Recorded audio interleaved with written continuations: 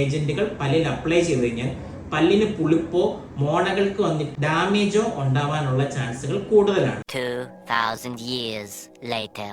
മഞ്ഞ പല്ലുകൾ കാരണം ഒന്ന് കോൺഫിഡന്റ് ആയിട്ട് ചിരിച്ചിട്ട് വർഷങ്ങളായിട്ട് ബുദ്ധിമുട്ട് അനുഭവിക്കുന്ന ഒരാളാണോ നിങ്ങൾ? അല്ല, മഞ്ഞ പല്ല് കാരണം കൂട്ടുകാരുടെയോ കൂട്ടുകാരികളുടെയോ കളിയാക്കൽ എപ്പോഴും കേൾക്കുന്ന ഒരാളാണോ നിങ്ങൾ? നിങ്ങളുടെ ഈ പ്രശ്നത്തിന് വന്നിട്ട് ഞങ്ങൾ ഒരു സൊല്യൂഷൻ പറഞ്ഞുതരാം. Teeth whitening treatment. ഫസ്റ്റ് നമ്മൾ ടീത്ത് വൈറ്റനിങ് ട്രീറ്റ്മെന്റ് എന്ന് പറഞ്ഞു കഴിഞ്ഞാൽ നിങ്ങളുടെ പല്ലിന്റെ മഞ്ഞ ഷെയ്ഡിനെ വന്നിട്ട് 1-2 ഷെയ്ഡ് കുറച്ചും കൂടെ പല്ലുകൾ വെളുക്കുന്ന ഒരു ട്രീറ്റ്മെന്റ് ആണ് ഡെന്റൽ വൈറ്റനിങ് ട്രീറ്റ്മെന്റ് എന്ന് പറയുന്നത്. ചില ആൾക്കാർക്ക് നോർമലി തന്നെ അവരുടെ പല്ലിന്റെ ഷെയ്ഡ് വന്ന് കുറച്ച് മഞ്ഞയായിരിക്കും. അങ്ങനെയുള്ള ആൾക്കാരാണ് ശരിക്കും പറഞ്ഞാൽ ഡെന്റൽ വൈറ്റനിങ് ട്രീറ്റ്മെന്റ് എടുക്കേണ്ടത്.